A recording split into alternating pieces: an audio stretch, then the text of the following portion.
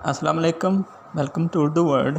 Urdu 9th کے نئے syllabus پر مشتمل ایک نئی ویڈیو کے ساتھ حاضر ہیں۔ اس ویڈیو میں نصاب میں شامل سر سید احمد خان کے مضمون اپنی مدد آپ کا خلاصہ بیان کیا گیا ہے، جبکہ اس سے پہلی ویڈیو میں خلاصہ لکھنے کے طریقہ کار سے متعلق اہم ہدایات دی گئی ہیں۔ چینل پر موجود آپ اس ویڈیو کو دیکھ سکتے ہیں۔ موجودہ ویڈیو میں خلاصے کا بہت جامع اور آسان الفاظ میں بیان کیا گیا ہے۔ امید ہے آپ اس سے بہت مستفید ہوں گے۔ اب چلتے ہیں خلاصے کی طرف، جس کا عنوان ہے اپنی مدد آپ۔ خدا ان کی مدد کرتا ہے جو اپنی مدد آپ کرتے ہیں۔ اس فقرے میں قوموں اور نسلوں کا تجربہ جمع ہے۔ اپنی مدد آپ کا جوش اگر ایک شخص میں موجود ہو تو اس کی حقیقی ترقی کی بنیاد ہے، اور زیادہ لوگوں میں ہو تو وہ قومی ترقی کی جڑ ہے۔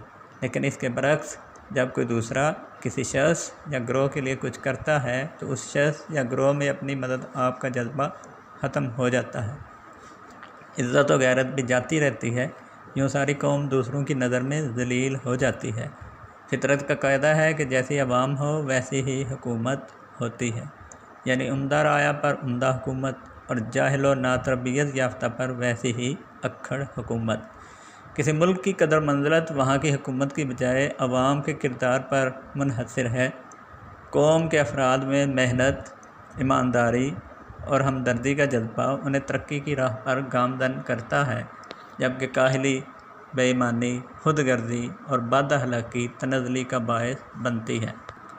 ہر شخص اور قوم جب خود اپنی اصلاح کر سکتی ہے تو اس امید پر بیٹھے رہنا کہ کوئی بیرونی قوت انسانوں اور قوم کی اصلاح کرے، یہ بیوقوفی ہے۔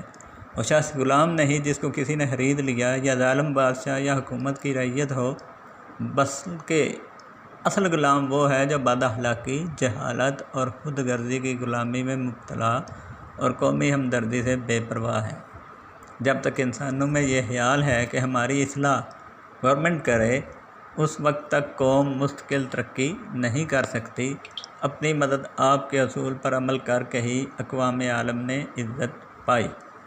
انسان کی گزری ہوئی نسلوں پر نظر ڈالیں تو معلوم ہوگا کہ انسان کی موجودہ حالت ایک لمحے میں اس مقام تک نہیں پہنچی، بلکہ ہر قسم کے شعبے سے تعلق رکھنے والے لوگوں نے اس کو موجودہ ترقی کے مقام پر پہنچانے میں اپنا کردار ادا کیا ہے۔